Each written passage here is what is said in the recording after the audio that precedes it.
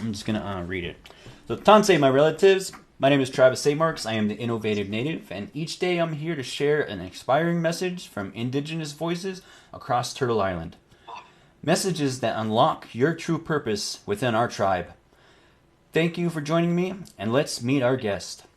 Today, we are honored to have Kirstie Mattos with us, a shining example of strength and advocacy.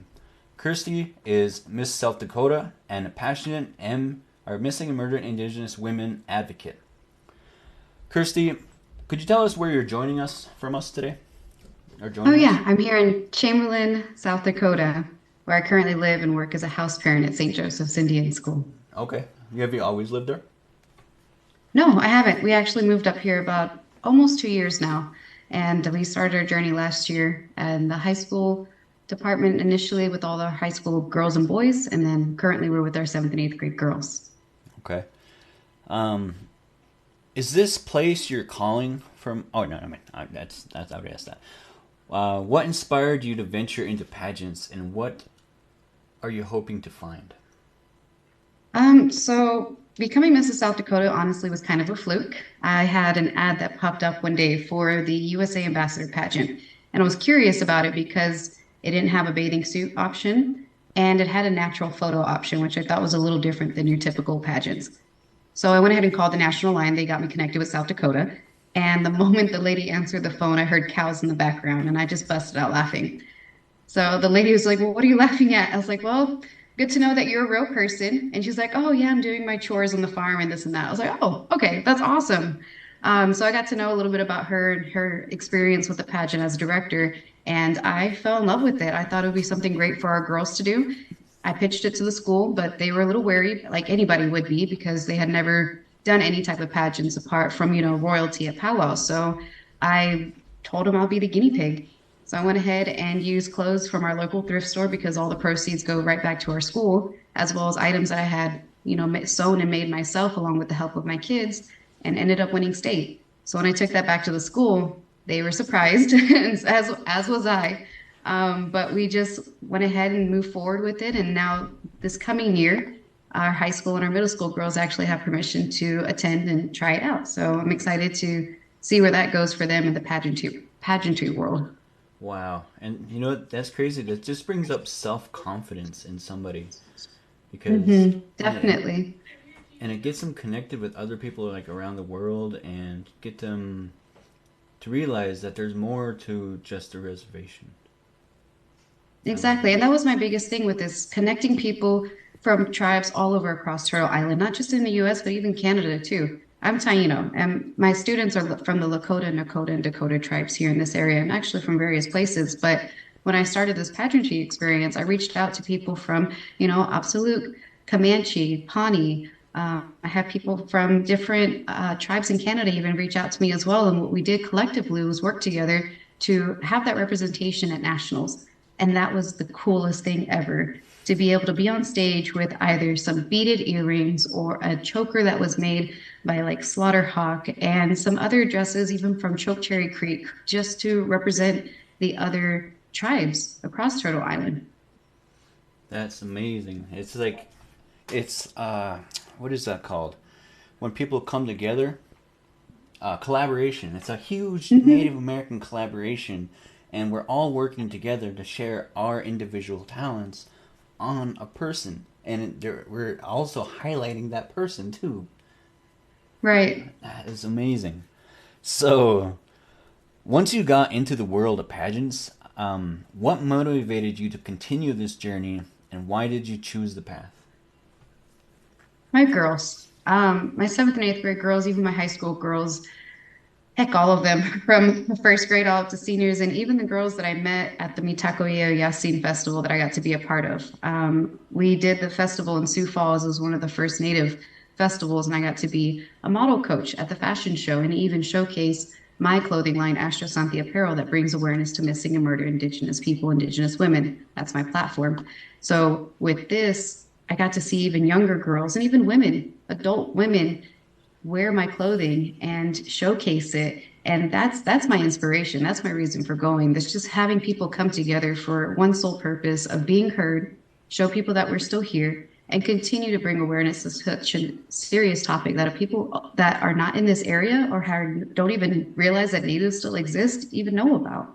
So that's definitely a reason why I continue going is just the women in my life in general, not just only in our community, but just everyone here, because it's important for us to be seen. It's important for us to be heard, not only in the Native community, but just across the board for women.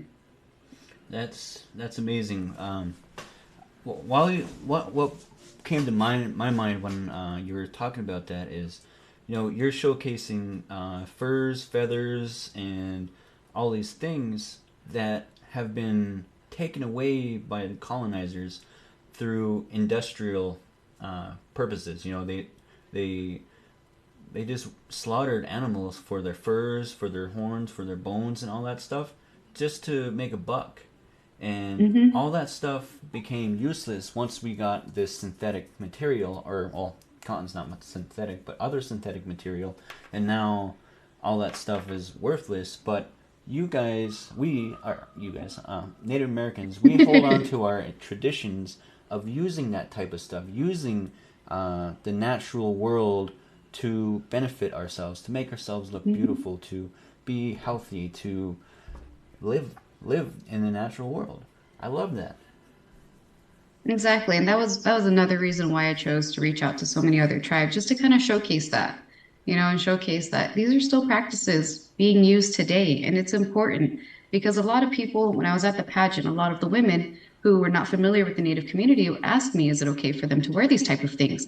And I tried explaining to them there's a difference between appreciation and appropriation. If you purchase it from a Native American, if you purchase these things from the proper place, you're supporting them. You're supporting their community, you're supporting their family. But you can't just go on Amazon and buy something Native inspired. So Right. that really opened their eyes a little bit more because a lot of them had and never even had that conversation with somebody. Like they love the culture, but they didn't know how to represent it in the proper way. That's another thing I noticed too is like, yeah, people also like they buy all this stuff and they showcase it and say, oh, I'm Native American, but at the same time, we have like Native Americans creating channels and then posting those people's videos, trying to, they're trying to figure out, what our lifestyle is and all this stuff, and they're trying to help show other people, but they did like our people, some of our people, just post that stuff laughing at them, and Hmm. that's kind of hard too because they're trying to learn it, and I think I people think it's a just. matter of taking them under your wing and teaching them Hmm. and guiding them and showing them the right way to be able to bring Native American culture to light properly. Right, right. Yeah. What video brought that to my mind was this guy had a painted drum, and he was saying Mother Earth. I mean, I think it was a white guy or whatever, but Hmm. I love you. He's like doing his best and stuff, but this woman was laughing at him, and he's saying the words. He has the stuff, but he just doesn't have the right guidance, and Hmm. we shouldn't belittle people like that. We never looked at the No, we do it too colonizers that often, way. even in our culture and even in our own community, Yeah. when somebody's trying to do better for themselves or better for their family.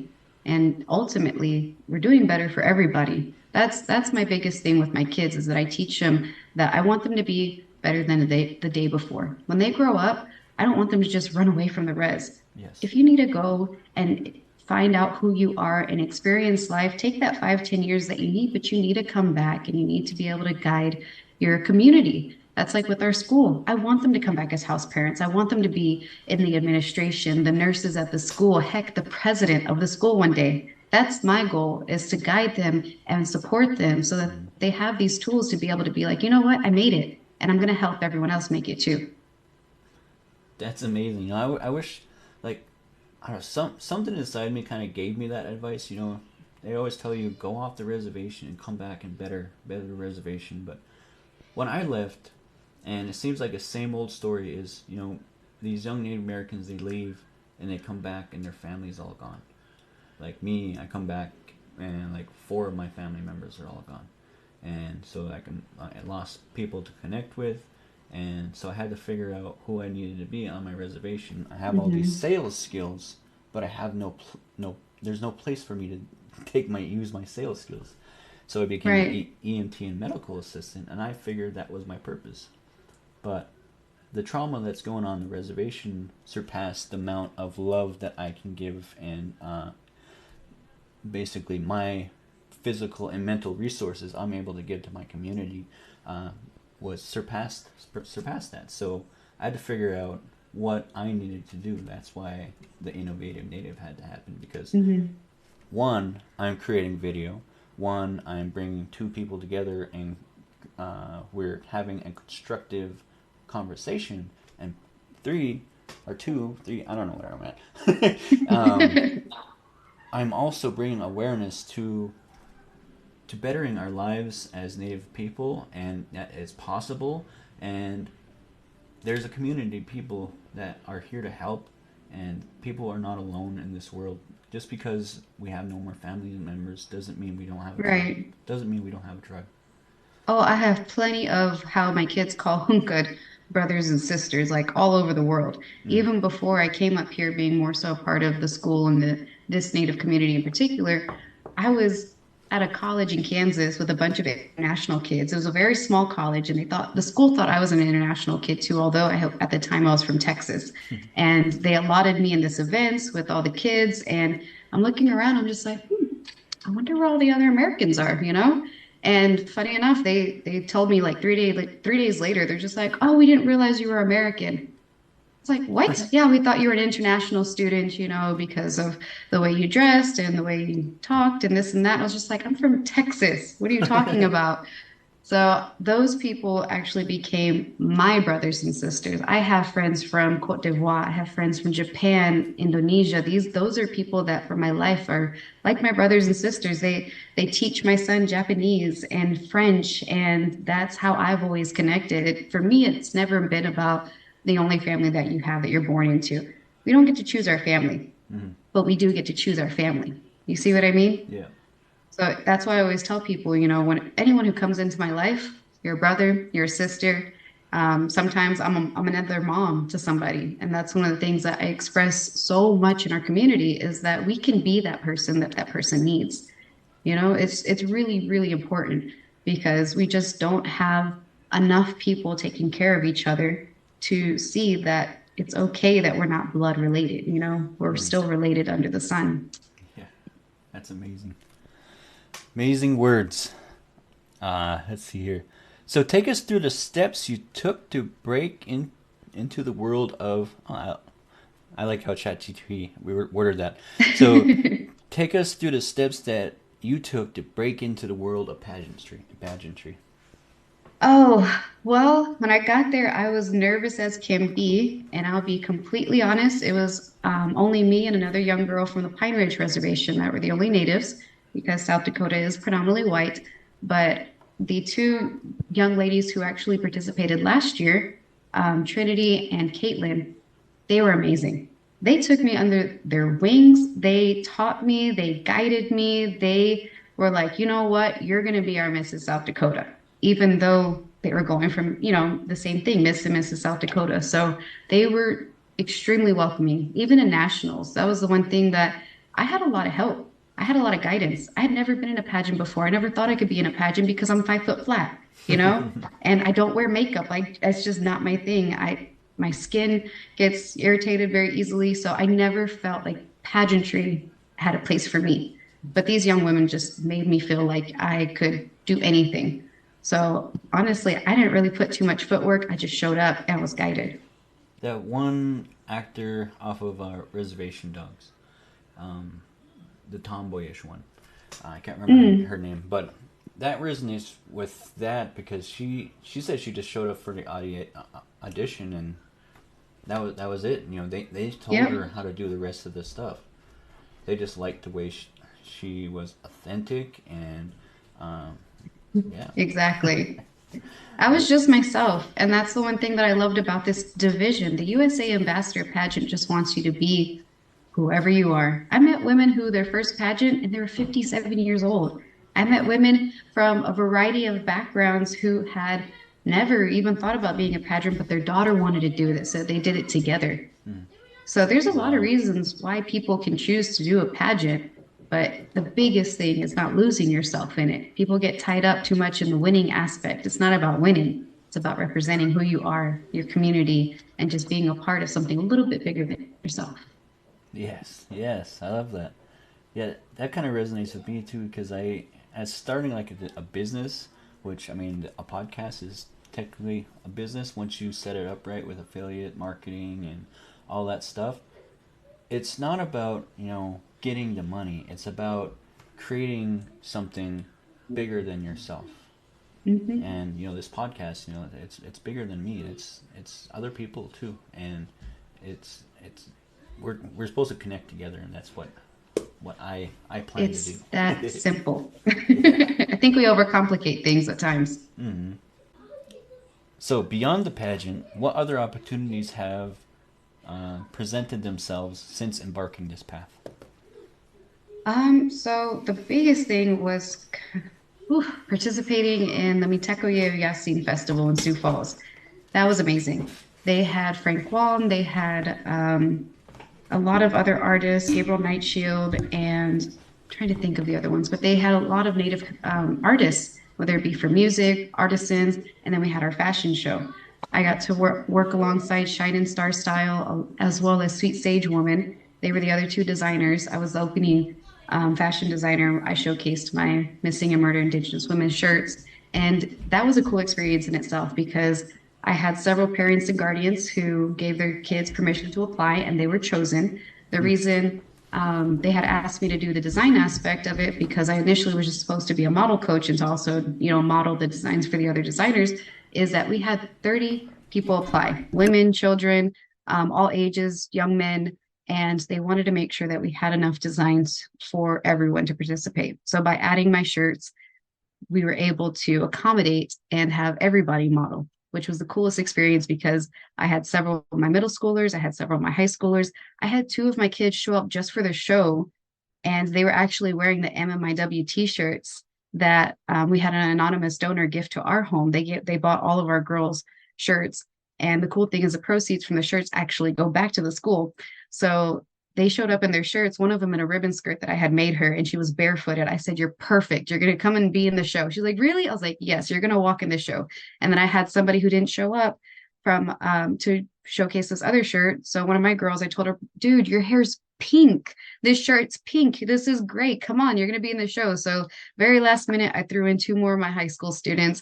The other designers loved it.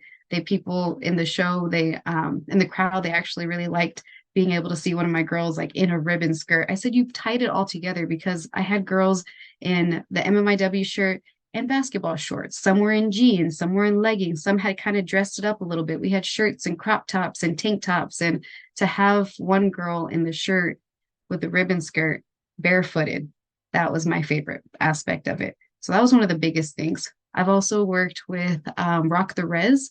It started in the Pine Ridge Reservation, and they focus on providing music lessons and instrument lessons and vocal lessons to kids on the res. Their main focus is young women and people of the Two Spirit community. Anyone can come, but this is who they're trying to reach out to and trying to give that extra opportunity to. So I had the opportunity to go to Rosebud because this was the first year they were actually doing Rock the Res on Rosebud. And I got to show the kids how to make a song. So I have that MMIW song that I did with Wicked and my father, as well as a Lakota singer by Leto Wise Spirit, who's actually one of my high school girls' grandmothers. I showed them that song and then also the song that I did with Lil Mike and Funny Bone called Never Too Late. So after showing them those two songs, I explained to them they can do it too. So we went through and I showed them how to make their own track. And then I gave them about an hour just to write some things about themselves, things that they liked, try to make it rhyme. We had some younger kids who weren't familiar with writing. So I went ahead and asked them, "Well, do you like to draw?" Like, "Yeah, I love to draw." I was like, "Cool. Well, when you make a song, you need cover art." So I had them working on the cover art. So afterwards, I took all their spirals and I said, "Give me an hour. You guys do whatever you need to do. I'm going to make a song for you." So within an hour, I wrote a verse and a chorus and rapped it for them afterwards. And it was literally all of their words. It was their words, but I was showing them that this can happen, you know? That is And amazing. whenever they broke out for learning their instruments, I took the drawings, I threw them on the computer and I made our own cover art for that song. So I still need to record the song. It's been a very hectic summer, but I do. It's funny because I actually have it like right here. Oh yeah. I have it like right here on my mirror, just ready to record. But I did create the cover art already, and I showed it to them before we left for the day. So Rock the Res was a lot of fun. I got invited out to Sundance by one of my kids, which was a huge, huge honor for me because being of a different tribe, it's one of those things that I am very respectful of other cultures because I grew up all over the world, being kind of integrated and introduced to a multitude of cultures. So to be asked to go to Sundance was a big honor. I also I helped open up a foster home on one of the reservations here on the Crow Creek Reservation. Their main focus was trying to keep their kids on the res so that they don't get shipped out into the cities and we kind of lose them. So why not create a foster home on the reservation so the kids can be raised in their culture around their family and especially be close to one another until they find out who the new guardianship is or until they can have a temporary guardian versus fighting to try to get them back on the res. So those are just a few things that I've done, but I've got a lot of things coming up too. Next month I have New York Fashion Week with Jillian Waterman. I was chosen as a model to be out there with her and her team. And then um, in October, I have the Black Hills Powwow. I'll be a part of the fashion show there as a designer alongside Sweet Sage Woman and even Choke Cherry Creek, K Looking Horse, Red Berry Woman. So it's a very it's just an honor, honestly. Like everything's just really exciting. That's amazing. It's kind of funny how like everything just kind of just snowballs. Like once Yep. you're successful, other people see like what you're doing and they want to be involved and they want to help out more. It's kind of crazy how we think that all these successful people are bad people, but really they want to help people who want to do better themselves. So they were in our place at one time. Mm. And to receive that guidance, I think that's the biggest thing I've appreciated with all of this, with the pageantry, with the design work, with the modeling, with, opening up these opportunities for our kids, not just our girls, but for our boys too. I had several boys model. I have several boys who are interested in modeling. I have my son that is 14. He's basically like my adopted son. He wants to learn how to sew. So there's a lot of opportunities, not just for our girls, but for our boys too, Mm-hmm. to show people and be artistic and be creative and actually do the things that they enjoy. Right. I know we have my little brother-in-law. He's talented. I mean, he really loves AC/DC, and he made this battle vest that they did like in the '70s with his dad and stuff. Him and his Mhm. dad have like not matching battle vests, but they have battle vests that they both sewn patches on of their favorite bands and stuff. And Oh, that's cool. he wants to play guitar and stuff. And I was like, dude, man, what you gotta do is you gotta practice every single day, because Hmm. you can't be a guitar artist if you do not know even the basics. So Right. by learning something as simple as strumming one chord, that could blossom into you creating your own song or playing a cover art or going into a band or creating your own band or creating your own single. It can go in Right. many different ways as long as you have a vision for your talents. It's true. It's just a matter of trying. And get back into chat GTP.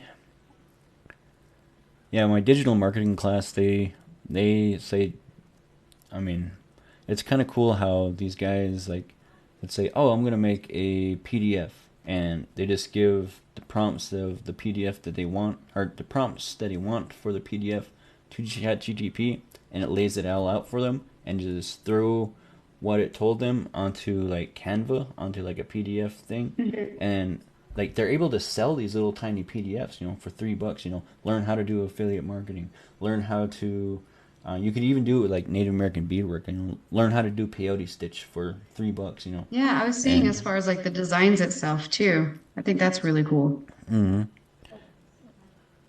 what I like is Pinterest. Pinterest, you can make money off of designs that you've created, because Hmm. in our laundry room, I've seen boards, or people make wooden things where you could put your laundry baskets in, and we Oh suck at wow. we suck at folding clothes. So if we can sort out our clothes in laundry baskets, and I was gonna look up a design and build it. Yeah, definitely been thinking about that because I fold everything, but our kids don't. And they're just Mm. kind of like, it's clean, it's in that basket, it's clean, and that basket's dirty. I was like, what if you mix it up? Yeah. So we have that ongoing thing. So I think that would be kind of helpful to a lot of people actually. Okay, so now our last two questions. Yeah, we might do this over again. That way I can record it. But Yeah, I I'm know totally fine with that. that when I've gone live before, like just dinking around, it gave me a notification that says your I don't know. They recorded it themselves, so Hmm. maybe it did that. So all right. So how has your husband adjusted to this unique choice you've made? He's extremely supportive, which I'm very thankful for. He is not a jealous person whatsoever, so I can go and do whatever events I need to do and not have to worry about coming home and being like, "Well, who are you with?" and "Who did?" No, we're not like that. That's not how it's supposed to be. Here's the thing: we may be a couple, but we're individuals as well, and Mm. that's really, really important in a relationship to understand that we each have our things that we enjoy. There's plenty of things that I enjoy with my guy friends that my husband doesn't like, and vice versa. He has chick friends. Am I going to go to a haunted house? Probably not. Do we have friends who love haunted houses? He can go with them. So he's been extremely supportive, being okay with me going out to these events, but he has been there with me too. He actually modeled at the Mitako Yeo Yasin Festival event. My son got to model as well too. So that was extremely cool for us as a family because it was one of our very first times doing something together like that. Mhm. And he's just a huge support, and I'm thankful for the way he is because I'm a huge extrovert. He's a big introvert. I'm very much so on the emotional basis, how I roll, and he is more so logical and kind of brings me back and helps me slow down because I have been called the Energizer Bunny and Duracell, Yeah. and I get stuck in fast forward at times doing all this stuff. So he kind of brings me back and settles me back into this, not, I don't want to say routine, but just something a little bit calmer that I can manage. Okay. You know what? My wife kind of does that for me too. Is like she's like, I'm like, I gotta do this and I gotta do this, and she's like, well, what about this? And then it like says, oh, I didn't even think about that. I was like, if I didn't think about that, then I wouldn't be able to do the other things. So it's Hmm. they're like another part of your brain. You got to look at them as that is because we are two different human beings, Right. but we are made to think and act differently during such different situations. And Oh, most definitely. yeah, and both by working both, like we are doers, you guys are like thinkers. You know, like I read a book called Men Are from Mars and Women Are from Venus, and men are problem solvers. So if a woman is Hmm. having an issue with something, we go automatically go and try to fix it. But women just like to vent. Women Oh, just yeah, like that's to, it. Just listen and then yeah, walk away. We're good. yep, yep. Women just like to vent, and what's great about that is if men learn more just to listen, then they could be loved more by the women, by Hmm. women. Yeah. I kind of noticed that on this reservation and it was during party days when I got divorced and stuff, and moved back to the reservation, and I always listened to my wife and stuff, and like these women would hit me up and stuff, and then like I'd listen to them and stuff, but they'd be in relationships, and then they'd be like, "Oh man, I wish my boyfriend was like you and stuff," but then I'd like start, you know, having feelings for them and stuff. I was like, "Oh man, I wonder if that's something." something I could make happen. All of a sudden, they're back with their toxic boyfriend and stuff. So I'm just like, and it kind of got old because you almost think like, man, is there love out there for me or what? Mm-hmm. But as long as you work towards your own goals, then the Your people, own happiness, yes. then the people that are supposed to come into your life to better it will come. It's good to be there for others. Obviously, we all need it from time to time, but it's extremely important to take care of yourself, to love yourself, and just keep in mind that you can't help anybody else if your cup is completely empty. So it's extremely important just to remember that you need to take care of yourself before you take care of others. Very similar to like if you're in a plane and they tell you to put your mask on before you help anybody else. So if Yeah. you're totally drained and out of it, you're not going to be any use to anyone. Right. All right, one more question, I think. Let's see here. Estrellas. Oh, you got me. You want to come say hi? Come here. This is Estrellas. Oh, Say hi. I like your hair. It's Hi. cute. Like his curls. I know, I love his curl. Oh, you want to stay with mom? Okay, let's stay with mom. That works. All right. So, lastly, if today were your last day on Earth and all you had ever created was erased, what would be 3 truths about life that will help guide somebody? Never stop helping others, no matter how wronged you have been by other people. Continue to help people because there's going to be that person out of the 10 that you've helped that will get it and that will appreciate it. And then they'll continue on to help the next person. I strongly, strongly believe that it should be a domino effect. It should be me helping you who helps the next person who go on and so forth. You know, if we just kind of stopped and thought about it that way versus trying to be against one another, they would be a much better place. So definitely don't stop helping people. Even if somebody has wronged you. I've had people wrong me. I've had people not pay me back. I've had people steal from me. All those bad things have happened. But that's not going to stop me from helping the next person. I've had that moment where I broke down and I said, I never want to help anybody ever again. This is the worst thing ever feeling. But after expressing that, I realized, you know what? No, because there is going to be that one person who is going to need it and appreciate it. And they're going to continue to make the difference. The other thing is, as we talked about earlier, love yourself. Don't let anybody change you. Don't try to be anybody you're not. Just be your authentic self. Love everything that you are. Do everything that you love, no matter how old you are. That's the other thing. We get to a certain age in our life and we're like, you know what? I'm not worth anything. I can't try anything new. I don't have the capability. I don't have the tools. And yes, you do. It's literally all right around you. And if there's no one willing to help you, well, then take it upon yourself and learn it for yourself. That's the huge thing, is just be yourself, be authentic. You know, if you like, I was in high school wearing Peter Pan costumes and Wonder Woman costumes, and it wasn't Halloween. Okay, I'm 30 years old and I did my very first pageant. Never in my life did I do a pageant. So I always tell people, it's just, if you don't try it, you don't know if you're going to like it. That's when I'm cooking, like when I'm cooking for my kids. You know, I made chicken tikka masala and they're like, what is that? And I was like, oh, it's a dish from India and it's a little spicy. I know you guys like your spicy food. You might like it. And they loved it, but they were against it the whole time, you know? So be yourself, do everything that you want, you know, walk to the beat of your own drum. It doesn't matter what others think of you. So definitely continue helping others. Be yourself, and always keep in mind that when something bad happens, it just means that something better is going to happen. I always tell my kids, you need to remember the good, acknowledge the bad, and get ready for better. Because here's the thing that we're most worried about at this particular moment, that we're crying about, that we're angry about, it's going to pass.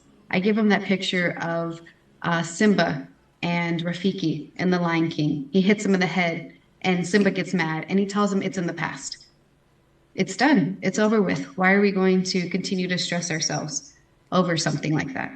So just continue to be yourself, continue to help others, and just be happy. Yeah. That's it, simply, you know? Yeah, it's like, that's a hard thing for people to think about is like, how the heck do I be happy? And the answer to that is do the things you love. Do the Yes. things that you love.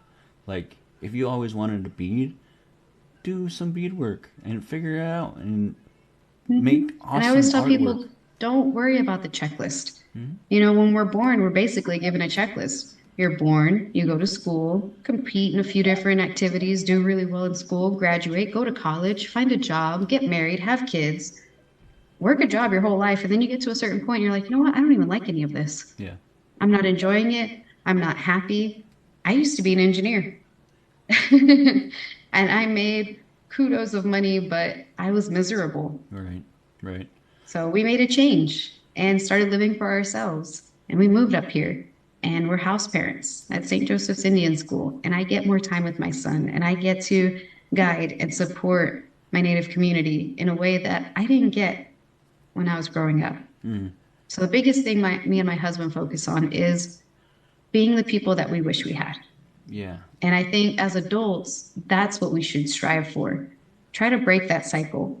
Try to think about how it was when we were their age and what we wish we would have heard. I had some kids that they got in trouble and they were upset because I wasn't yelling at them. Mm-hmm. And I explained to them, what is yelling at them going to do? Yeah. Because here's the thing, you already lost all your privileges. Mm. You're not going to be able to see your boyfriend for a bit. And me yelling at you is going to stress me out. I'm not trying to stress myself Yeah. out. Yeah. So all I can do is guide them, support them, and continue to love them. That's amazing. I kind of noticed that, it's like I've been through anger issues, and I realized that it's a reflection of how I was treated as a child and stuff. Mm-hmm. My son would knock something over, like, Jesus Christ, And now, now that I'm more centered, I'm more appreciated about my abilities, and I appreciate all people around me. He's noticing things. He's like, I mean, I've only been in this relationship for 3 years, but he calls me dad. He's my stepson. He calls me dad and Uh-huh. stuff. And something happens now, and he looks at me, and I don't say anything. I was like, let's just pick it up. He's like, oh, do you want to go get some more toys? He's like, he's like more accepting and wanting to do more things with me and not scared. That's Right. what's beautiful about it, is he's not scared to ask me, Dad, could you help me open up this can of pop? Or Dad, can you take me? Can we go walk up to the mailbox? Mm-hmm. And we all need that type of love and support in our life to be able to ask for help. Exactly. And I think that's the one thing we don't get as kids very often because we're told to do something. We can't ask why. Mm-hmm. We're not given an actual explanation. My husband and I was having a conversation with my grandfather simply about why do we take our hats off at the dinner table? And my grandpa's answer was because we're told to, because we're supposed to. But why? Mm-hmm. What's the actual meaning behind it? No one has ever actually explained that. Yeah. If you think about it, wearing a hat keeps your hair back so it Mm-hmm. doesn't get in your food or in the table, but I guess as a sign of respect. But why Yeah. is it respectful? Right. So we have a generation, especially our grandparents, that were just told this is the way it is. Don't ask questions. Mm. Listen. Do as I say, Yeah. not as I do. I might be doing wrong, but you're not supposed to do that. But why? So I feel like if we allow our kids to ask those questions and instead of just telling them no, we give them an explanation as to why, it opens up the door for conversation. And it really eliminates a lot of the back and forth and those power struggles that most parents and kids have together. Right. My uncle was like my biggest hero. He went through like 4 heart surgeries and stuff, and his last years he had a artificial heart that pumped blood. Mm-hmm. And throughout my life, I remember him. He would drag me around the mountains and go hunting and fishing and going to get wood and stuff. But I always liked the hunting and fishing, but going to get wood I always felt like work to me. But he never Mm-hmm. like I remember a conversation I had with him. You know, we were out there chopping wood, and I was like, I wanted to go play video games or something, and I said, I'm when I grow up, I'm gonna be rich and I'm gonna be able to buy propane.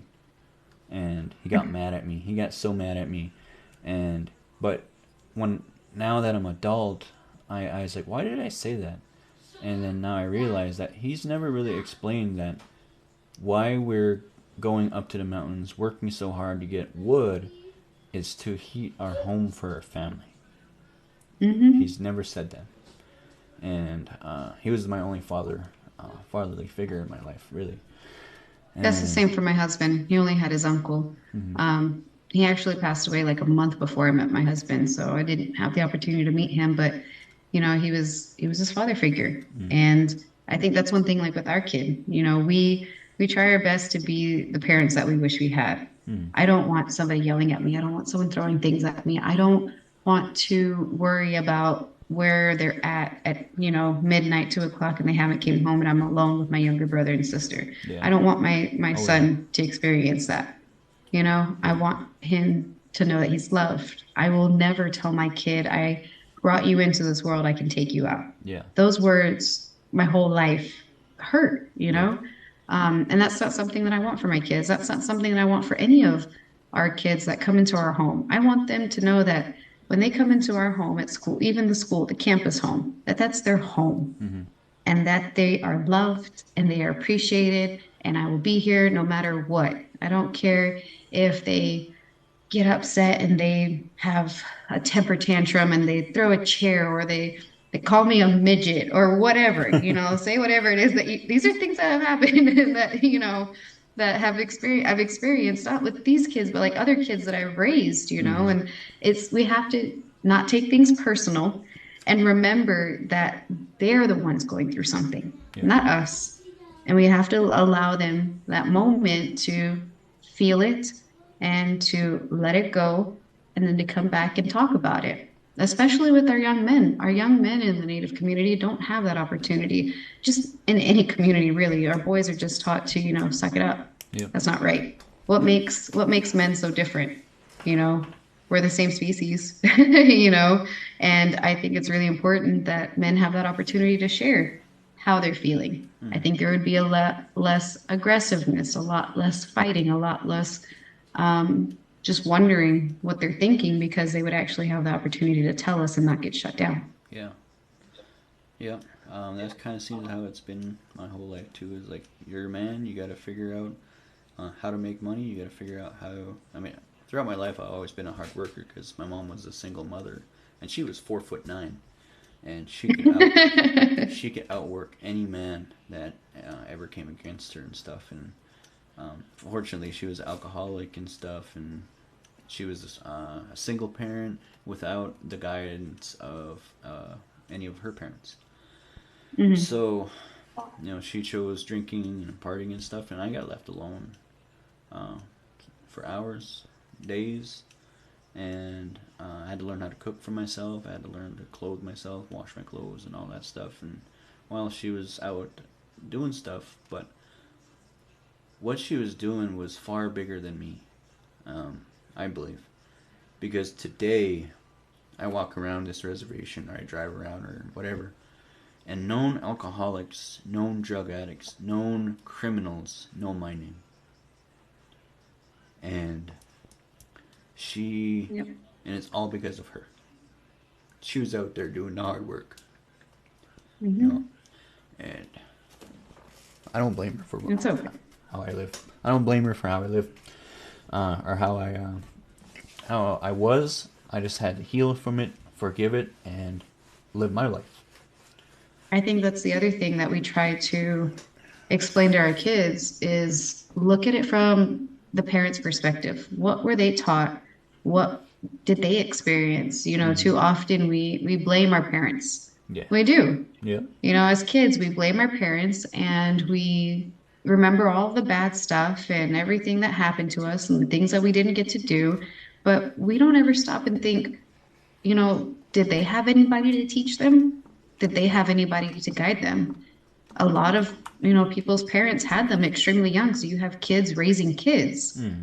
And I think because of the generation, it's getting a little bit better each time. But we have to put in that effort as the adults now.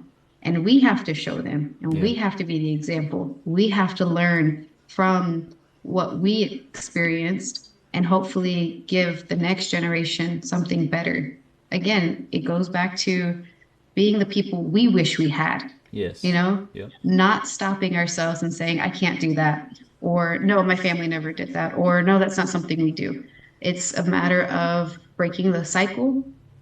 It's a matter of trying new things and stepping out of your comfort zone in order to really find out who you are and to enjoy the little bit of life we have. We got 100 years if we're lucky. My husband said he's going to live forever and he's going to miss me. But, we have 100 years. Yeah. So I'm trying to do as much as I can, in this small period of time and just be there for anyone, not just our kids, but just anyone in life, adults too. Yeah, something I like looking at analytics and stuff now, and something I've seen that humans in the United States is they only live to be 60 years old, and that comes out to be about 24,000 days. Oh, 24,000 wow. days isn't a long time, and I took that and minus the amount of days that I have lived already, and that was Hmm. 12,000 something. So I've already lived half my life. Right. Yeah. If you So think about it, though, our life expectancy here in the US is a lot shorter than other countries. right, right, and it's because like And no, go um, ahead. it's because we're taught to serve other people and never ourselves. Hmm. Yeah. Yeah. No, it's very true. And it's one of those things that it's a rat race here. I've had the opportunity to live in other countries. I've lived in India and Japan and Taiwan, and I've seen, how they live. Hi, Papito. Hmm. And it's very interesting because here, and even just from moving from Texas as an engineer to South Dakota as a house parent, my levels of stress have gone down so much, and I'm actually a lot happier now. So it's definitely a lot different. What are you doing? Thank you, sir. See you, papito. Claricia, she says, I can't wait till tomorrow. I can't wait till you're home, Claricia. That's one of our high school girls. Oh, okay. Oh, I'm so happy. Hey, Sunny Buns. Thanks Hello. for joining. Okay, I think I got 33 minutes of Oh, recorded recorded? stuff, and you laid down some great things, and I can cut it up and make it into several different videos because I realize now I know why people do a lot of interviewing, because they're able to ask questions and get insights from somebody else, and the questions that they ask, they can actually cut up into different information and Oh, inspire yeah, a lot of people. definitely. So I got 33 minutes, and I might be able might do it over again, and then try maybe some music or something. But yeah, I really appreciate your time and your wisdom, and Definitely. And I'm open to doing lives at any time. I really like this interview aspect. hmm, So if at any time, you want to schedule a live or something, we can always do that too and invite people to that. yeah, I think this is a really great tool for other people that are kind of getting used to TikTok and how it runs. I love the fact that I was able to just click on Zoom and then you're here connected with everything. I think that's hmm, the coolest thing ever. yeah, and it only took me a day to figure all of it out. I mean, I knew how to run Zoom individually. I just had to learn how to use the desktop live, and then all I had to do was just connect them together. And that's all it takes Nice. is into learning anything is you have to learn the basics of one tool that you know that you're going to need for another tool, then you have to learn that tool and then bring them together. I mean, Like two people teaching each other new things. mm-hmm. Yeah, there you go. There you go. Yeah, and it's just let me finish this. Let's see what ChatGTP said to for our closing. JB, thanks for joining. Okay. All right. So, as we wrap up this captivating interview with Kirstie, how do you say your middle name? Suerte. Suerte. Suerte. So Sue. Sue? So like Sue, like Susie. Sue. Yep. Sue. Er. L? E-R-R. So you have to roll your R a little bit. Er. L. L. There you go. Yeah. Suerte. Te. So Suerte. Suerte. I'll just sing you'll that get piece it. for now. Need to practice. Kirstie Mattos. Okay, so as we wrap up this captivating interview with Kirstie Mattos, let her remarkable journey serve you as a reminder that each individual holds the power to craft their own success story. Kirstie's transition from engineering to becoming Miss South Dakota Ambassador speaks to the essence of determination and purpose. Her narrative teaches us that regardless of our starting point, our dreams are attainable if we dare to pursue them. But wait, here's an exciting part. We want to hear your stories too. Starting from now, I am thrilled to announce that I will be hosting interviews with all individuals like Kirstie every weekday. Your journey, your passions, your triumphs, they all deserve to be shared and celebrated. Ready to share your unique narrative? It's simple. Head to the link in my bio and click on Schedule an Interview. Let's delve into your experience, aspirations, and insights, and let's let the world be inspired by your journey. Just remember, a little love goes a long way. If you're charged up as I am about these amazing stories, hit that like and subscribe, and stay tuned for more captivating interviews on YouTube, Spotify, and all your favorite podcast platforms. Together, we'll transform stories into inspiration, and inspiration into action. Let's celebrate the incredible journeys that shape our lives, one interview at a time. Join the movement, and let's ensure every story counts. Thank you for being a part of this meaningful journey, and we'll see you next time. See you guys. I like it. Thank you so much. You're welcome. Take away. Yeah, Bye. I'll keep in touch. Of course.